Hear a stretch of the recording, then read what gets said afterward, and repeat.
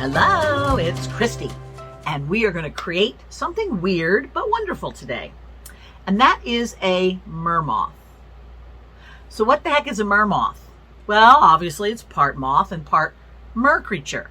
Now we know about mermaids and mermen, and there's other kinds of mer creatures, like in Singapore, they have a merlion. I think it's in Singapore. And in Indonesia, they have mer elephants. And there's just mer creatures floating around. Anything with a half fish body and, some other thing is a mer thing. And I think we should make as many mer things as we can, because why not? It's fun. And I thought, what if you combined a creature of the air with a creature of the water? What would that look like? So I made one and I showed you guys, and everybody said, yes, we would like to make one as well. So that's exactly what we're going to do. Come on, let's get merring. Here's what you want to gather besides clay to create our MerMoth. I like to work on a ceramic tile. I really suggest that you get one no smaller than a 6x6. Even larger would be great. We're going to use a little bit of liquid Sculpey or whatever liquid clay product you have, just to be able to attach some things a little bit more firmly. If you don't have it, it's okay. It's sort of an optional thing. Obviously, we have all of our tools: sculpting tools, cutting blades, X-Acto, craft knives, needle tool, paint brushes, all of that. Then powders. You can use any kind of chalk, pigment, or pastel powder. These are pan pastels, but you can use anything that's non-shiny. I would recommend. Shiny is going to get in the way with what we're trying to do with our powders this time. So we're going to go with some browns. I have a dark brown, some lighter browns, and blues. And you'll especially need something that's either white or really, really light blue. That's important. Then I use a little bit of a darker blue, and if you've got some turquoisey kind of color lying around, then that's fine too. Okay, so that's what you want to gather. And then we're going to start by mixing our clay colors. Here are the clays we should gather in order to make our moth, although there's plenty of variation. Now, since I'm doing a MerMoth, I went with a lot of oceany colors. So we've got some blues and some greens that I'll mix together to make the tail. I've also got some of this lovely peacock, and I'm using Primo brand polymer clay. You can use whatever you can get your hands on and any colors that are close.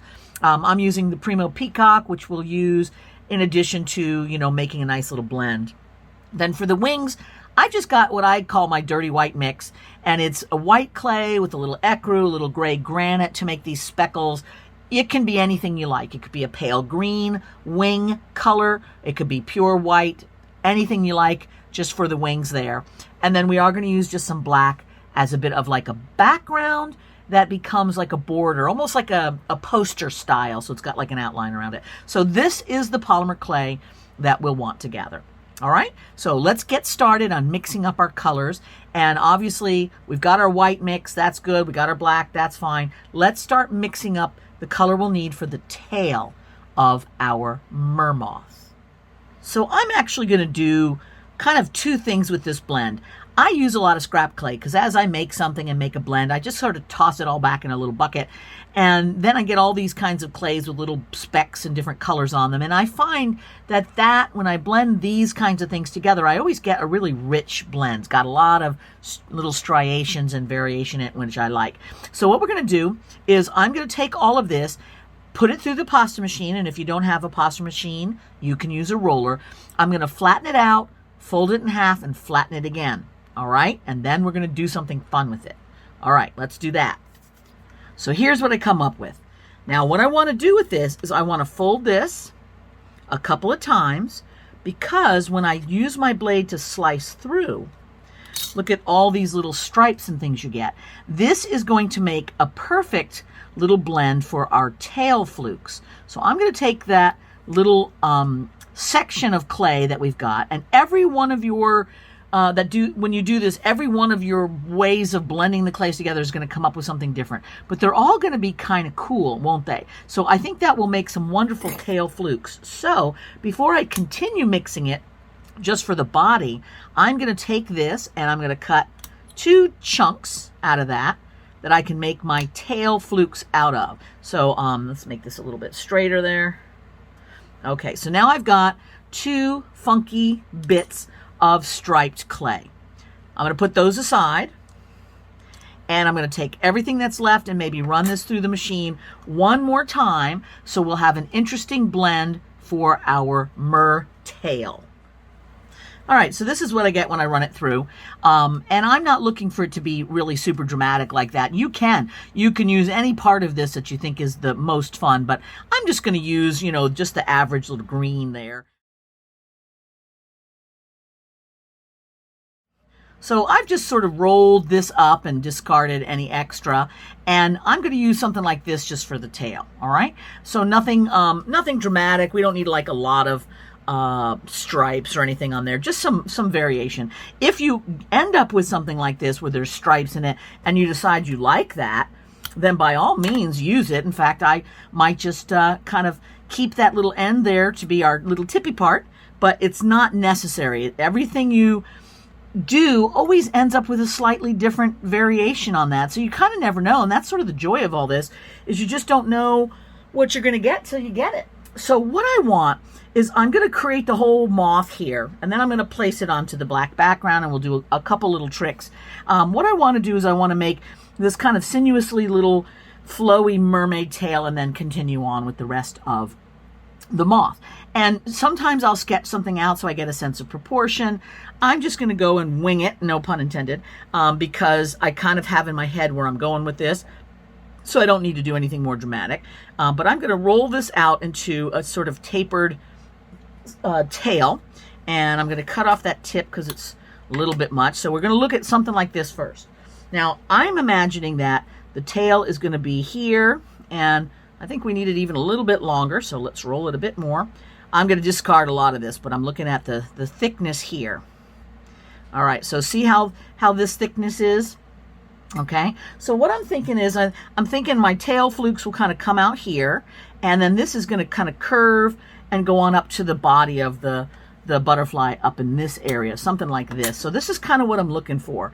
A nice curve, and then body and wings. I think that can kind of work for us. I think that gives me enough room, and I might have just a little more here than I need. Something like this, all right? So we got a fun little S for our tail flukes to go onto. So now the tail flukes, I'm going to use this and turn these into some fun fins. And the way I'm going to do that is, first of all, I'm going to press it in my hand. I'm going to look at both of the outside edges, because see, this outside edge is pretty nice, but this has got like a lot of blues and stuff that I don't want. So you can just trim until you get something that's a little bit nicer on that edge. And that's, I think, a little bit easier on the eyes. So I'm going to now take this and kind of press it so it flattens out a little bit more, and start shaping this into that tail fluke. So I'm going to pull on this, flatten and pull, and I pinch away any extra. If I have a part of the blend that doesn't amuse me, I often will take that away. And then what I want to do is I want to make this kind of have another little S curve to it. So it kind of curves like this and then comes back around to attach there. So you see what I'm doing? And it will probably be about this far. So I like to have a longer piece like this, and that way I can kind of eyeball it and manipulate it to get what I want. So we're making like a ponytail kind of a look, which is a good fin version. So see what we're looking for there? Something like that. I think that works. Now the trick, of course, will be to do it on the other side and make it match. But then that's always a trick when you're doing two of something.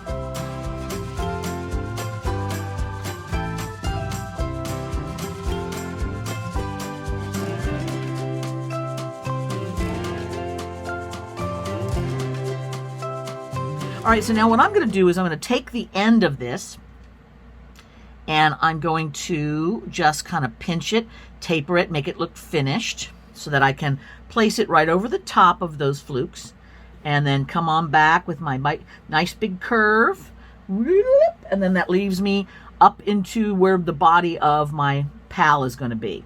All right, now because I'm putting this on a black background, I don't have to work hard to make these things all attach. I can blend it if I want to, and of course that could be good, especially if the end gets kind of weird. You can just blend that all together, but I don't have to. I can leave it just like that, because I'm going to lift it up, place it, and so the attachment's going to happen on that black background. So I'm feeling like we're pretty good with where we stand. I'm feeling very mermaidy. How about you? So now we're going to move on to the thorax. Now, if this was an actual butterfly, there are 3 sections. There's the head, the thorax, and the abdomen. And it just happens, you remember our 7th grade science, right? So then the abdomen happens to be a mermaid's tail. But we still want to make that sort of middle section and the head.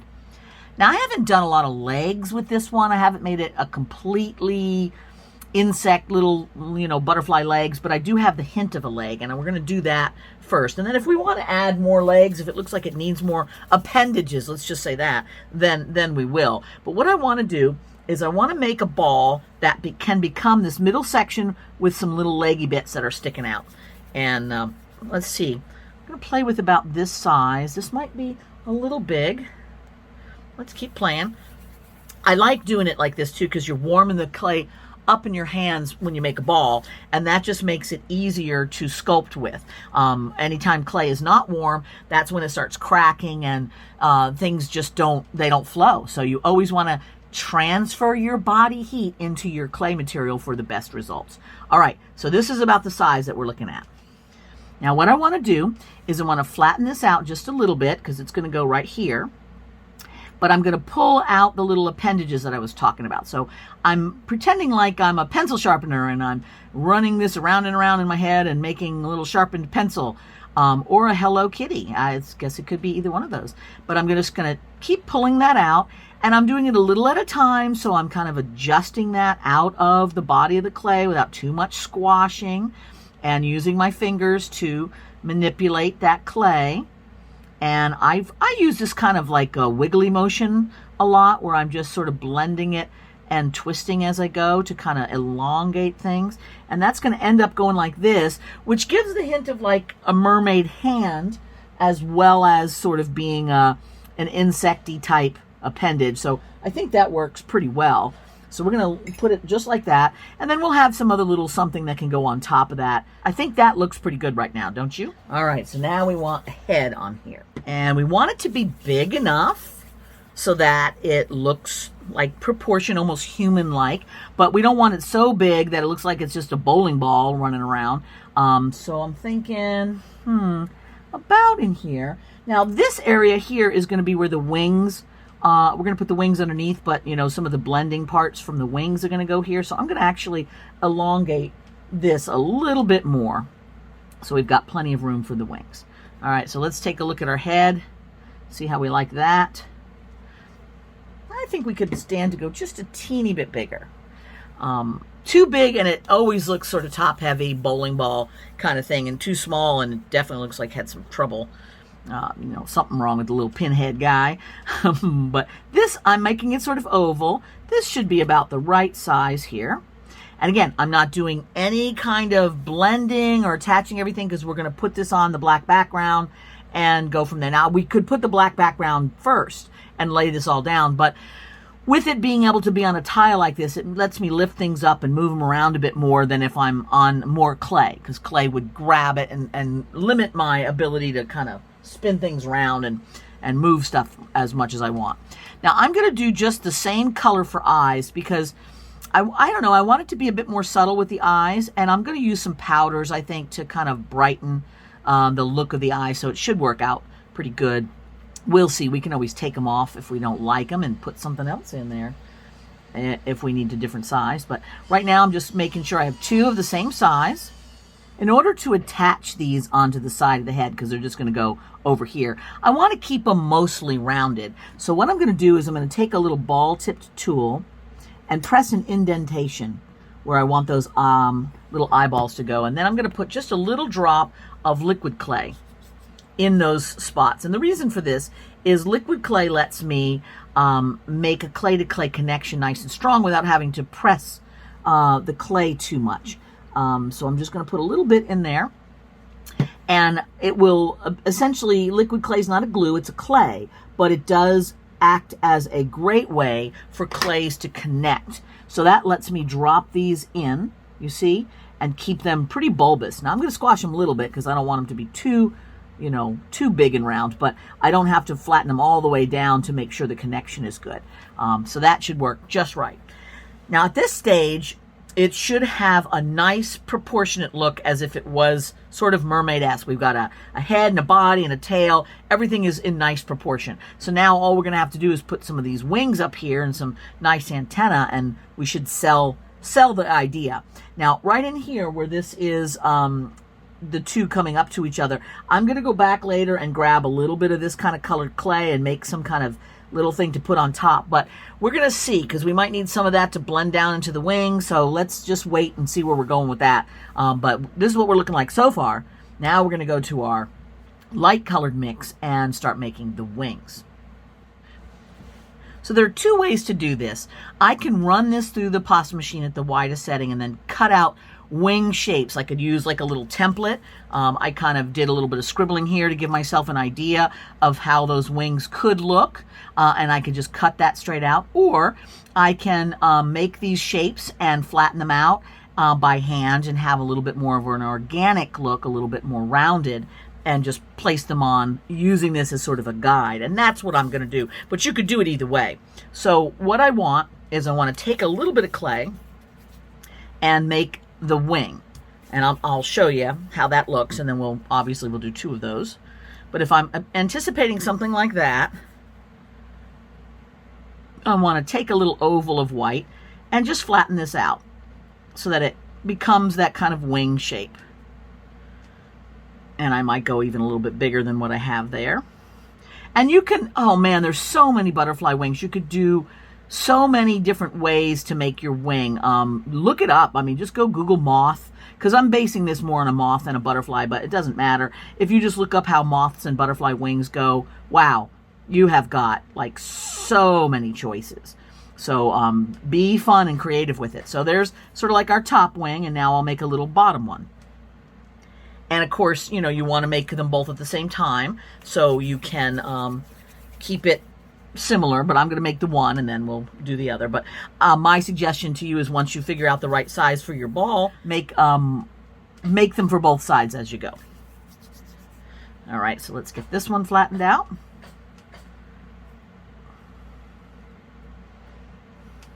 And it's got a little bit of a tail, as some wings do. So it kind of looks like a little bit of a paddle there. And that would be like this. And I usually like to put the top wing on top of the bottom one. Make sure they're flat. Okay, so I'm thinking something like this. And how does that proportion look to you? I think that kind of works in terms of size. Now it's a little thick, but I'm okay with that. And we can like press it, flatten it out. That'll make it a bigger wing, but that's not a problem either. So there we go, if we've pressed that out a little bit. Okay, so that's so far so good. And I'll make both of them, but then we're going to be able to just sort of press it right up against this area and add a little bit of transitional stuff. And we're using our black background to hold everything together. All right, let's make the other side now.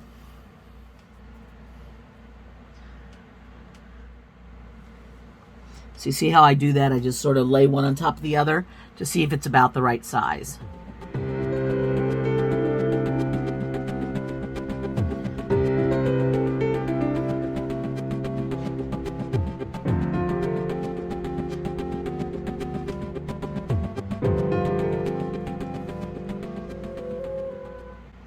So when you're lining these up to make them this similar, I really always try to go back to put one on top of the other and see if the angles are right, if they're hanging out about the right angle. It's really helpful to make them proportionate that way, because it will look a little funky to your eye if they're not proportionate. You know, if one's like way off, and I've done it and had to redo things multiple times when I got it a little crazy. So I think that's worth doing. And I think I'm also going to press in here just a little bit to narrow that point of contact. So that can go right up into that area. So all I'm doing is just sort of narrowing that just a little. That should work. And all right, our wings are in place. So let's go ahead and put sort of the antenna shapes up here. That way we get a sense of the whole thing. And then we're going to need to come back and put some things here on the top to kind of blend all this in. So let's take a look. I'm going to turn this upside down and let's figure out what we got on our antenna. Now, the cool thing about moths is they have very feathery antennas. So I think this is going to be about right. So here's our size on this. So I think that's one reason why I liked doing it as a moth, is you don't have just those little skinny butterfly antenna. You get those big, fluffy moth antennas, which have always just fascinated me.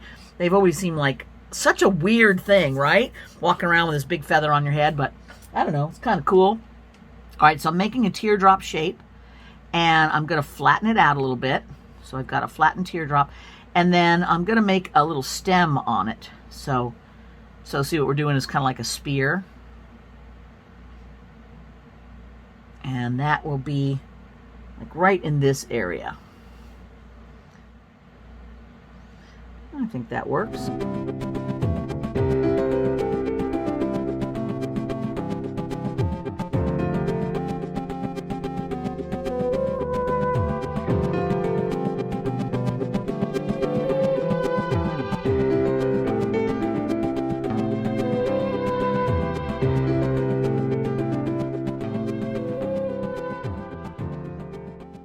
Okay, I think that's about right. Let's take a look. Okay, that looks good. That looks like we have got everything proportionate. So now, what we want to do is we want to put a little something up on the top here that goes down into the wings and kind of helps that transition. And we can just use the same exact color here and then blend it into the wings. I think that can work just fine. Let's try that and see. Maybe something like this. If we take a little ball of it. In fact, let's make two so I remember what size these are. And we're going to just teardrop this thing, flatten it out a little bit. So see, I'm flattening that. And I'm going to place it here and moving up into the wing. And then we'll blend that all in to make it all flow. And that lets the wings look like they're, you know, attached to the body and not just sort of stuck on the sides.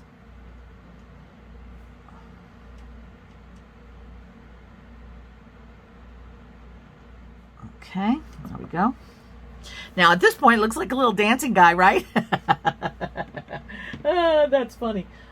We'll fix that a little bit. Now I can put some more blending down into here too. I don't know if we need it or not. We might. Kind of like, let's just see. For now, let's just start with this. And what I also want to do is I want to add a little bit more green up in this area. So I'm going to go back to my big scrap wad here and pull out a piece that looks promising and just kind of play with it, make sure it's blended and it's got some good colors to it. And that's fun because it's got some different marbleization on there. So let's take this right here. Kind of like how that looks, but that's far more than we need. So I'm just going to take this and cut a little button off of there. All right, and I'm just going to form that around. Smooth it so it's small. It's like a little cabochon kind of thing going on. I want to make sure it's nice and rounded and good pleasing color variations in there. And I'm kind of thinking that that's a nice transition from here to here. What do you think? I think that works. And let's see how that's looking at the beginning up at here. I think it's pretty good there. But maybe we'll put just one little bit more of a green. And this might vary. Everybody's piece will be different, so yours might need a bigger one, a smaller one, more dots, less dots. But I'm going to actually get just another little bit of green.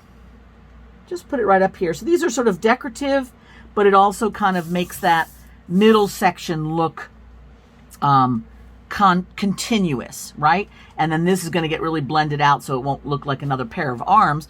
Not that it would be a big deal, but I think we're going to want to blend that away, and then we'll be adding other powders and stuff, so it should all be pretty good. And I think I'm just going to add a little bit, one more blob there for decorative reasons. Okay, what do you think? I think we're looking pretty good so far as our overall layout. All right, so now I think what I'm going to do first is I'm going to do a little bit of the blending here, and then we're going to put a few details on, and then we've got powders galore to play with, and we'll do all of that before we put it on the background. Partly because once you start playing with the powders, it's easier to get them from the piece onto the background, and then you got to deal with that. So we don't want to deal with that. Let's go with blending first. So I'm using this tool, the Gotta Have It tool, and I'm just going to take this and start blending gently in here. Now I'm anticipating using some light powders on the top of this to sort of make it look less like the other piece down there that is definitely a appendage, because this one looks a lot like an appendage, and we want it to look like it's just blended into the wing. So we're going to have to play with some of our powders to make that look a little bit more believable. So what I've just done is sort of pulled that color, and I blended it with my tool, and then cleared off the tool lines with my finger. So we get kind of like this kind of a look. So this is now color on the wings. It's like painting on our polymer clay. And this tool works well to just drag and make that painting stuff work. Now you might not get that kind of a painterly look right off the bat. Sometimes it takes a little bit of practice. So here's what I would suggest is that you start by pressing this down and warming it up with your finger. All right. If this is warm, it's going to blend a lot better. And then you take this and you drag in that nice big full whoosh, so you know where you're going with that. Then anything that's kind of getting out of control, going outside the edges, you can start pushing back into where it belongs. If you have extra, you can scrape it off, and you just keep playing with the blend until it looks like what you want. All right, so this is what I'm doing. And as you go, pressing it back with your finger to keep all of the height the same, and getting that all how it needs to be is a great idea. Now this one, I want to make sure, see how this has got a really nice curve to it. I don't want that to be straight. I want it to be curving. So I'm kind of pushing some of that clay back into more of a curved line. And fingers again to press everything back so we get a little bit more smoothness. Okay, so there we go. Let's see how that looks. All right, so that makes for a really nice sweep of color up here. And again, I'm going to use my fingers. Later on, we'll use powders to make that all flow a little bit nicer. And I'm kind of thinking I want to do a similar little bit up in here, which I'll mostly do with powder, but let's put just a little bit of this color into the antennas and blend that in a little bit. Not a lot, but just a little. So what if we take something like this and we press that in right there. And I take my other tool, this is the Wow It's Awesome tool, and I'm pushing that up against the head. It just makes for a nice transition from one color to the next. And like I said, this takes practice. It may not turn out exactly how you want the first time. Don't worry about it. You're learning. It's okay. And I always use powders to kind of smooth over anything that didn't work out so great with my clay. So there's options here to make it look great. All right, I think that works nicely. I think everything is lined up well. We've got good sense of direction and flow on all of this. All right, so let's add some veins in the butterfly's wing. I'm going to use a needle tool, and I'm going to use this sort of as a way of embedding down into the clay. And I just want it to be subtle and gentle, nothing like too crazy.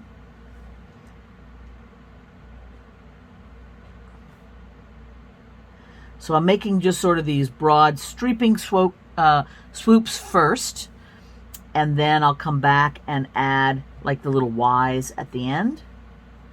So it kind of branches out, as these things do.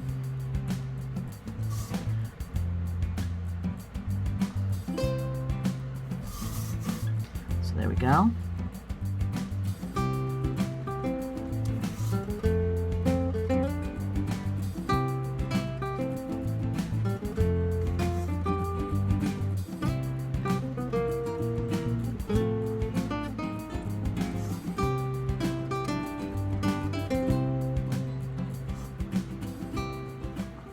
So let's see if that looks equal.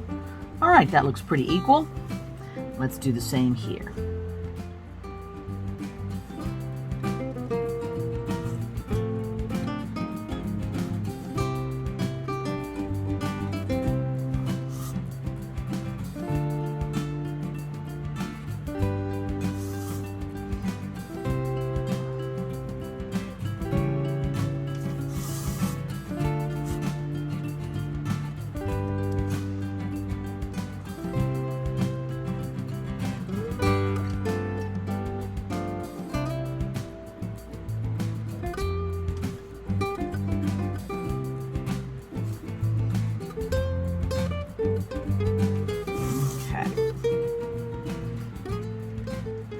All right, what do you think? I think that adds a nice bit of blending and realism to our mothy looking wings. All right, groovy. Let's move on to powders. All right, so I'm going to use some pan pastels here. They're my powder of choice, and I've got a couple of different browns and a couple of different blues. I don't know that we'll need a turquoisey color, but if we need it, I've got one here, so that'll be our backup just in case. And then a couple different size paintbrushes.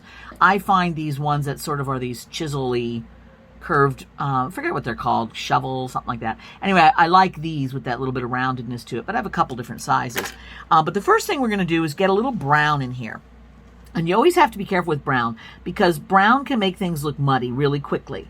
And I don't want it to be muddy. I just want it to be natural feeling, which is what brown does. It kind of just tones things and adds a pleasant coloration. So I'm starting with our lighter color here, and I'm getting just a little in the cracks here in the wing.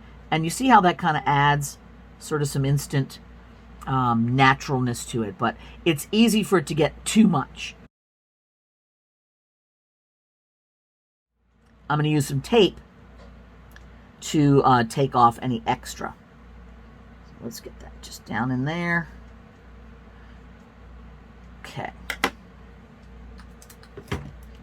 So if you get anywhere you don't want, or it's a bit much, you could just take a piece of tape, rub it over the surface, and it will eliminate anything that is not where it should be or is too much. So that's very handy. All right, so now up in here, I think we'll go ahead and put the brown first, but we're going to go ahead and add some more coloring with that makes this look a little bit smoother. But let's go ahead and get just like a little bit of brown up at the tips, light brown there. Okay. Okay, I think that's looking pretty good so far. What do you think? I've got a little bit darker brown here that we're going to use on some of these darker colors, because otherwise what you end up with is sort of a whitewash effect, which we don't want to do. So I'm going to take a little bit of this brown here, and I'm going to put some of that in here just to give that a little bit depth of color, and over here just on that little appendage to make it stand out a little bit differently, and maybe just right underneath the head just a little bit in that neck area.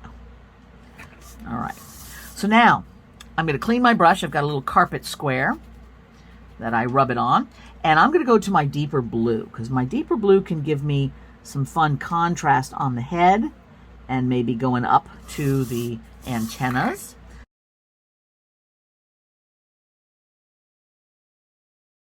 And I'm going to get at the base of the antennas, and now I'm going to drag that up into the antennas a little bit.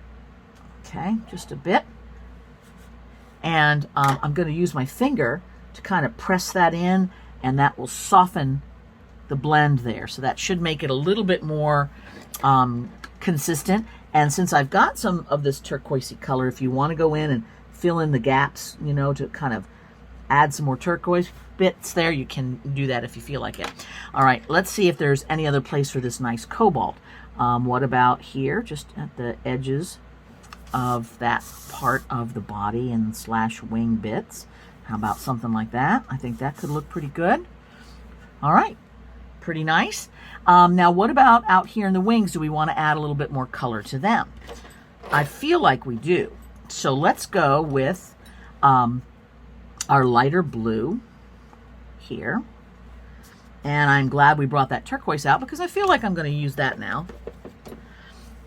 And make sure you clean your brushes, because any leftover browns and stuff, I probably should have some brushes that are just designated for browns, because they get all over everything else, and then it makes everything muddy. So make sure your brushes are nice and clean. And I'm going to put just a little bit of turquoise there and blend that in a bit, and then use my tape to get rid of the extra.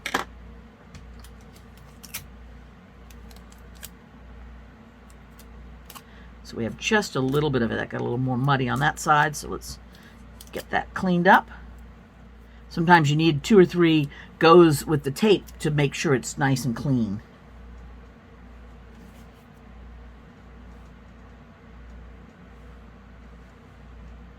There, that looks a little bit nicer. Let's bring a little of that turquoise up in here. Make it a bit more consistent. Smooth. All right, so now I want to use some of this lighter color in the eyeballs and maybe a little bit in the wings to kind of lighten that up a little bit. I sometimes like putting something dark down and then lightening it because you get sort of an interesting depth of color that you wouldn't get otherwise. So I find that to be kind of a fun trick. So see how this is overall making the whole wing. It's doing this nice little blending thing, which is what we wanted. But look at the difference there. That wing looks more just soft and gentle instead of that one, which has got such a big, bold blurb of color. So they are both nice, but I kind of like how this looks when you add the white or light blue in this case. I think it really can be a fun thing. So I'm going to do it because, you know, it's all about the fun. And it makes it for a very oceany blend too, don't you think? Okay, so there's some fun little wings, and I think we're gonna maybe put those up in here too and make these a little softer. There we go. That's consistent. Powders to me are the game changers. Like you do your work with your clays and stuff, but then it really comes alive when you start getting your powders in there. And I like to clean my brush a lot and go back and just blend things.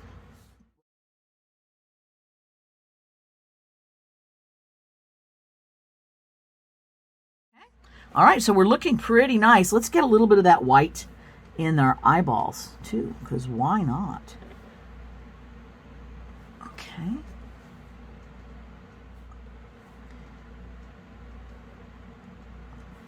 Well, I think that works for the eyes, don't you? All right.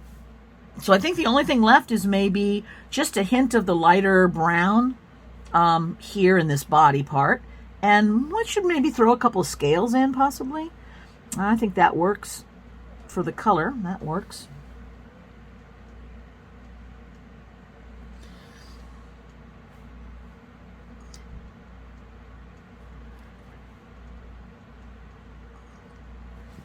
Okay, that's a little much.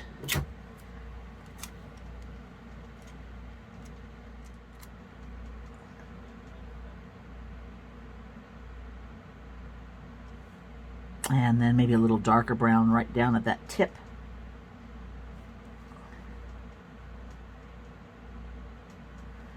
I don't know if we need anything at the bottom, but let's try it and see. We can always take it off if we don't like it. I think what the powder does is it really emphasizes the lights and the darks, you know. It lets you make things have more depth, you know, than they otherwise would have, because you can intensify, you know, shadowy areas. Like this goes down in our visual a little bit more because we've got this darker color. So things are having more contrast, and usually more contrast means that they're more interesting. You know, the design becomes more interesting as we have contrast. If everything's the same middle tone, it's boring.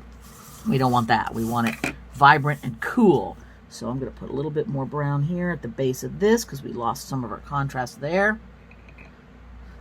And I think we're just about done. What do you think? So now, if we want to, we could put a couple of scale patterning on here just by hand pressing it in, or doing some kind of a pattern. Like a lot of times I'll use the handle of, in fact, let me show you on here, handle of a needle tool has an interesting little pattern, and when you roll that on, you see how you get kind of that scale look. That can be fun. The only drawback to putting it on here is it's very mechanical, almost like real geometric, measured, and everything else we got going on is very flowy and loosey-goosey. So we might not want to have that much a level of perfection when everything else is crazy. So I think what I might do is just use my little tool here and just put some little scale, little U's, just again to really emphasize that fish quality.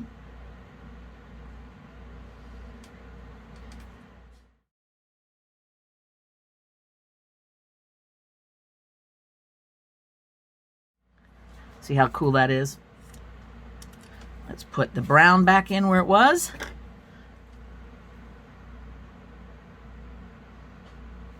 And maybe we'll come back with a little bit of our lighter turquoisiness right over the top. There we go. All right, let's take a look at this. How do we feel about this? I'm kind of liking it. All right, so now the fun part. We're going to take a black clay background. So all I did was condition a bit of black clay, a bit of black clay, and run it through like the second or third largest setting to make a thin sheet.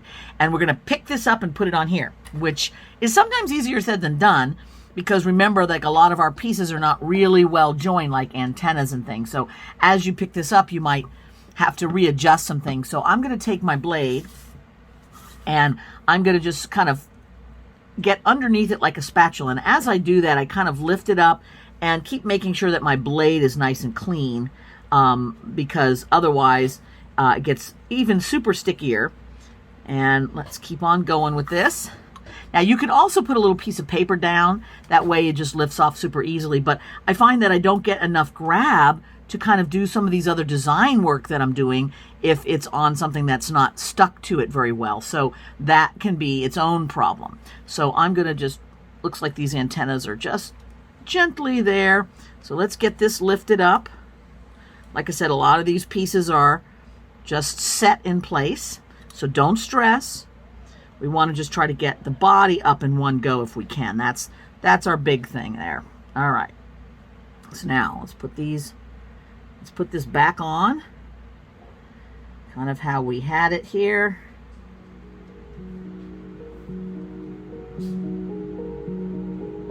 Press that in a little tighter.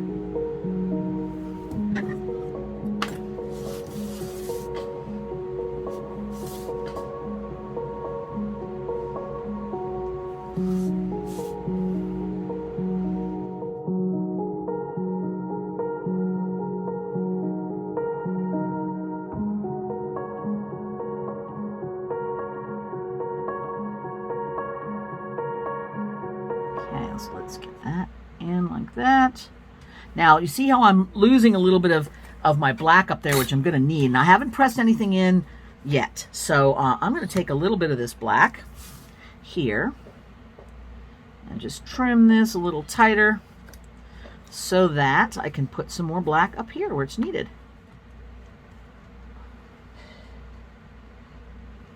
Really only needs to be right up there by the antenna, so that's enough.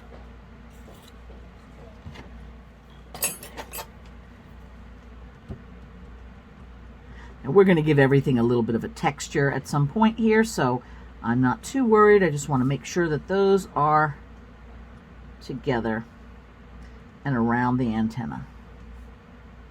There we go. It gives me some more room to maneuver. Okay, so now we've got a nice black background, and we have a little bit of fussing to do before we start trimming it around. So let's do some fussing. Now I'm thinking that what I want to do is I want to drag this down a little bit. I want to drag these out a little bit. Blend in some kind of things up at the tip. Maybe blend a little bit up here with some feathering. Okay, so we've got a little bit of stuff to do. So, but my first trick is I'm going to get everybody into position and press it down a little bit. Make sure that it's grabbed into the clay so that I can do the next part. Then I'm going to clean my fingers with a wet wipe because I don't want to get little transfers of powder all over the surface of this, which I'm already starting to do because you've got powder that we're pressing on. So once you've got this on, clean your fingers. Okay, so I'm going to start with the hardest part first, and that's right here. I'm going to get these a little warmed up because I want to use my fingers to just drag a little bit. You don't have to do this if it scares you, but I kind of like having it look like it's imposed upon its background, and that I think is fun. I'm going to do the same thing here. I'm doing just a little. You can also use your tool and blend it in. I just kind of like the way one bold stroke looks. I'm going to do that here, and not too much, because you don't want to make it look like it's all blending into the background, but you want to make it almost like that kind of motion blur kind of a feel. All right, we're going to do the same thing here, but I am going to use a tool up here because I want it a bit more controlled. I'm going to grab this and just drag a little bit there. And anytime something kind of goes a little wonky, remember you can just shove. The magic of shoving. And you get it how you want it.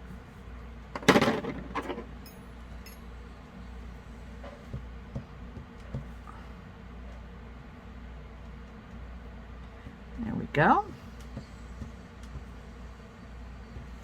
All right, so now I want to create some feathered parts of this.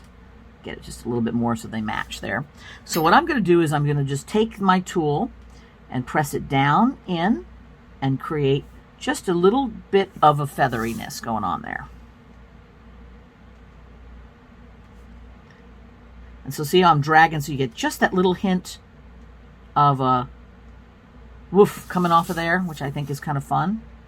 Now, the clay likes to do what it wants to do. So a lot of times after you've made your bold stroke, you've got to go back and manipulate it so that it looks finished. That's okay. Just know that that's a thing that you might have to do. And if you want, you can put additional little bit of feathering here into the antenna, because that is definitely a mothy kind of thing, which I think can look nice. I'm using just the edge of my Wow It's Awesome tool because it's got a nice little wedgy part here. Okay, so see, that looks pretty good, I think.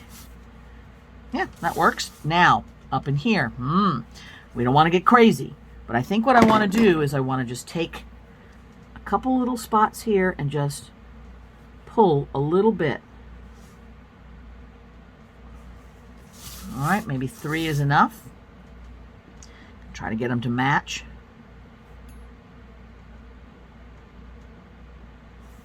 Okay, how do you feel about that? So that sort of echoes, we're getting a lot of kind of fluff going on here. And why don't we do what we've done up here just to the edge of this tail. And we'll just do 1 or 2 little slices.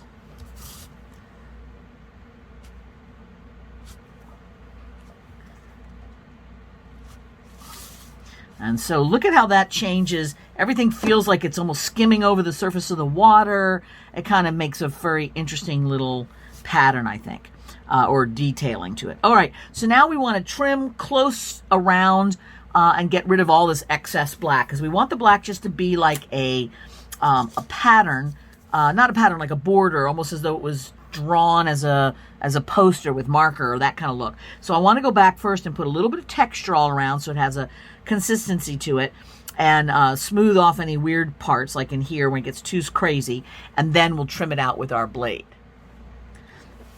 So the first thing I'm going to do is take a tool, and I might just take this tool actually, and just come around and just smooth around everything. So what that does is it keeps that motion that we made, but it doesn't make all of those little texture blobs of the tool marks. So we want the color and the drama, but I don't want all the tool marks. So this is a really great way of minimizing anything like that. And we're going to end up trimming, you know, so you won't see out here any farther than what I'm doing. So you don't have to go crazy with this. Obviously, you could just turn it on in a background, and instead of putting this on a black background, you could have said, you know what, I want to just put this on sort of some kind of a, I don't know what color you want to put it on, and let's say you wanted to put it on a deep blue, as though it's skimming over the night sky and or the water, you know, then you would put it on that dark background, and then you continue your textures all over, because that's going to be your finished, like a wall piece kind of situation. So you totally could do that. But you can still do that as well, because all you got to do is, after I've trimmed it, is lay it on another background. That looks great too. So this can be just like a wall piece as it is, or it can become part of a mosaic assemblage, or an additional bit of like a journal cover, or some other kind of larger wall piece situations. So you know, you got all kinds of choices. All right, so I'm just trying to go around here and make a nice consistency in the areas that I'm going to trim. Make sure that's pressed down.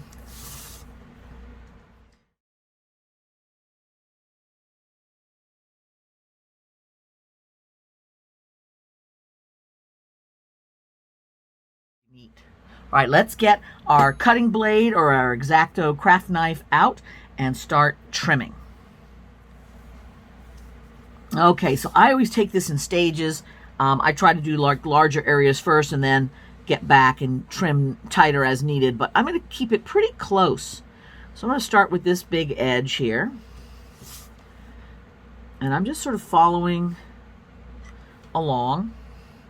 I'm going to pull this up as I go so I can see what's going on. Obviously, you don't need to worry about that. It's no big deal, but just to see it a little cleaner. Yeah, that looks like a good amount there. So, like I said, I start with the easy things and then I work my way up into the harder areas. And if you mess up, if you cut more than you need, you can always put more clay back and give it another cut. If you cut not enough, well, then you go back and just cut more. So it's all good. And then I will go with my tool in some of these little edges here and go back and kind of clean up any kind of overage when you get like a cut line that's too far or slices into the corner or whatever. Just use your tool. Just kind of clean that up because we will go through and kind of smooth that whole edge when we're done. But for now, this works.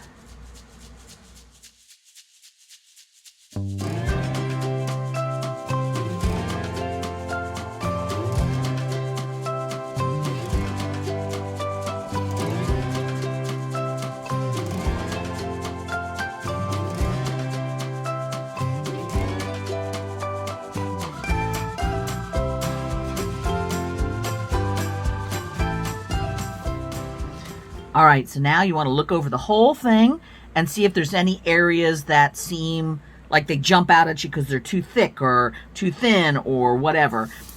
This right here, I feel like I could lose just a little bit of the black in here. That seemed like a little bit too much. So it's just kind of that fine tuning now. And this seems more on this side than this side, but I think it's just sort of how I pulled those little drags out, but I still am going to trim a little bit off to make it look, again, more proportionate. So your eye overall is liking the effect, not getting stuck anywhere. Okay, so now let's take a look at it and see. Overall, I think that looks good, don't you? It looks like we've got everything nice. I'm going to round this up a little bit more so it looks a little bit more like that one. There we go. I think everything looks pretty good. It looks proportionate. It looks like everything is nice. So now all I'm going to do is sort of go around the edges as much as I can with my finger and just kind of soften any cut edges. There'll be some spots that I can't get in there with my finger that I'll get in there with a tool, but I'll start with a finger first and just soften anything that I can.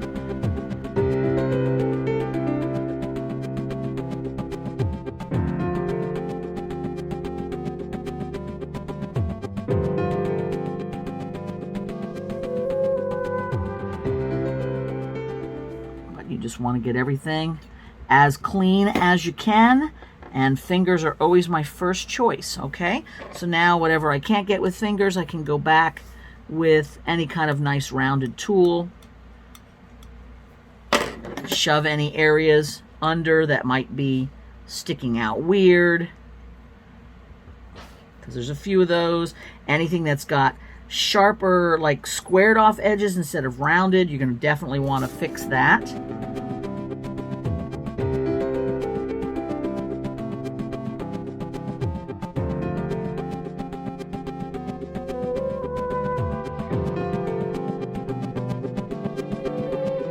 This just takes a little bit of time and a little patience, but it's worth it because then everything has that really fun finished look. Any little gouges, you can go back and use a bit more clay to fill in space or add more if you need to. I generally try to like cut it a little too wide so that I can go back and trim closer than necessarily trying to get it always on the first pass. For that very reason, I have sometimes, it's like trimming your fingernails, you know, you get it too close and you think, oh man, why didn't I just, you know, leave a little bit more on there instead of trying to take everything off, you know. It's kind of like that. All right, I think we've got most of it. I'll look it all over one more time before I put it into bake, just to make sure I haven't missed anything major. All right, what do we think? So now it's ready to bake. If you wanted to, you could add some embellishments, like you could put some crystals in there if you wanted to, like putting flat back crystals and stuff on here could be really fun. I'm not going to bother with that today because I don't need to. You could also add little embellishment bits, like let's say you wanted to add like some dots to the wing, like this, you know, put some flattened little dots in there for just funsies, which might be neat to do. Let's make sure they stick though, and that is, let's see, I want to make sure that I get it in the same spot for both places. So I'm going to just take and scratch up a little bit of space right there, and let's add some liquid clay as needed.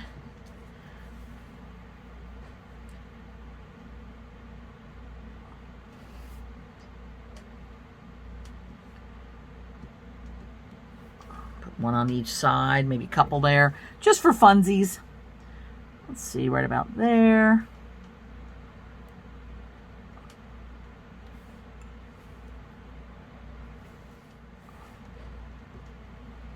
Just put a couple of those like that, so that can be kind of fun for a little bit of decoration. But of course, you do not have to do that.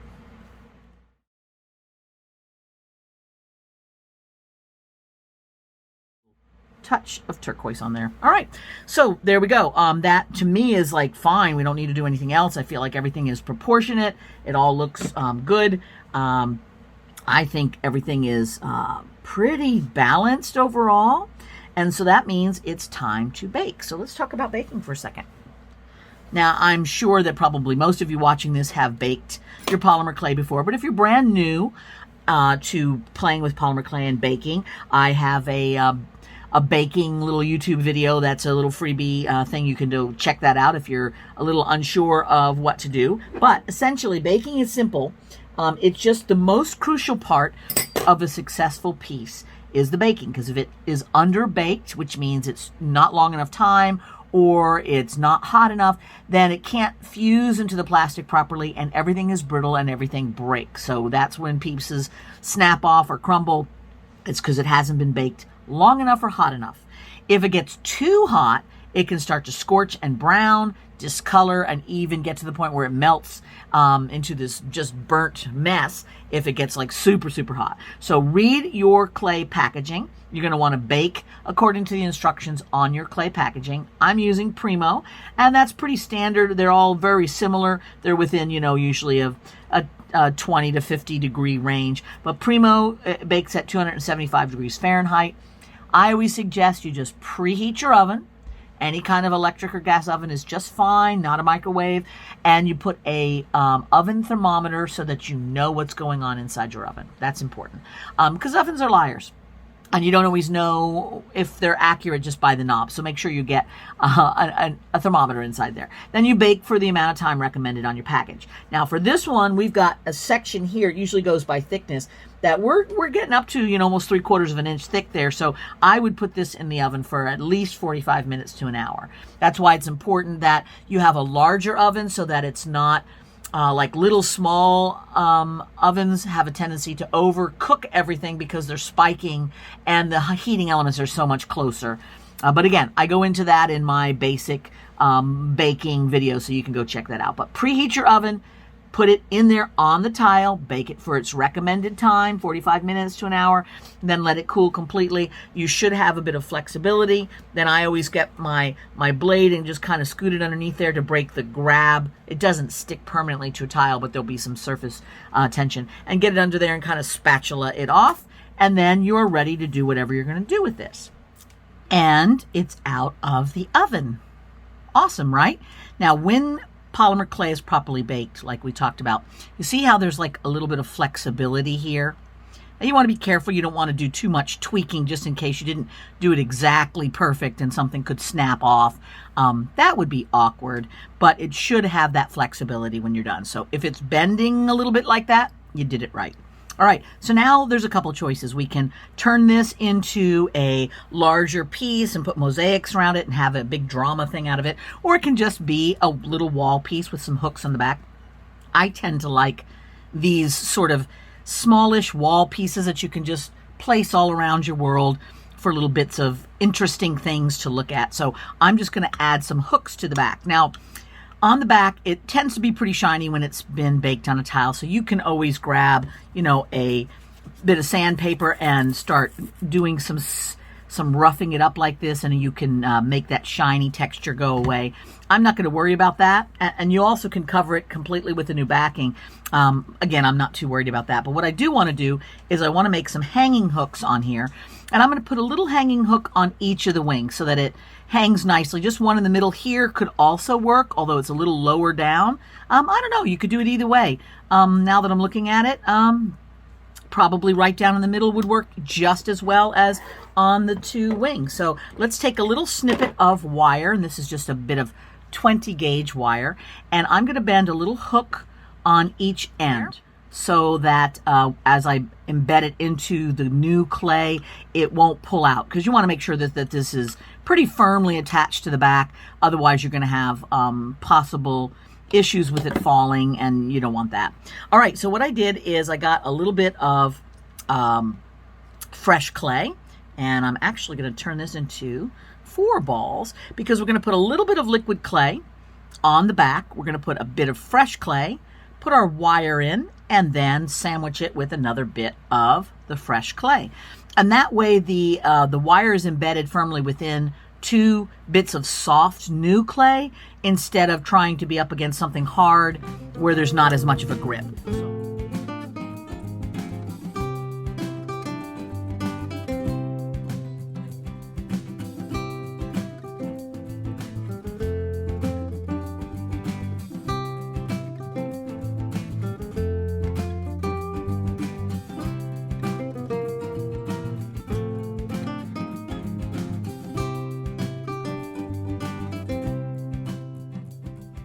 And now all we're going to do is put a little bit of toilet paper underneath this to hold it up and put it back in the oven this way on your tile, or you can turn it upside down and bake it that way. Either way will work. I usually end up doing it something like this so that it doesn't bend like a little hump over as it, you know, bakes. It kind of humps down over the back thing, but you'll run the risk of these little ends kind of getting floppy too. So it's just, you know, however works for you. If you tuck enough toilet paper under things, it should be just fine.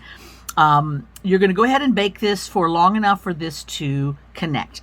You can use a heat gun if you're careful, and you can cure that right on the back, and you can do that just by back and forth with your heat gun till you're satisfied with that grab.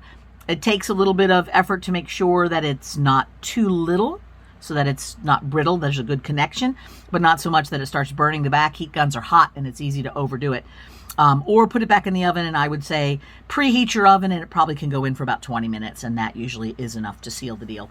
And then your little guy will be completely done and ready to hang on the wall, which I totally suggest that you make like sort of either a mermaid or a butterfly nook, or maybe both. And that way it can have like friends to hang out, and it'll be a whole theme and everything. I'm sure you'll come up with something fun. All right, there you go. Done. Ta-da!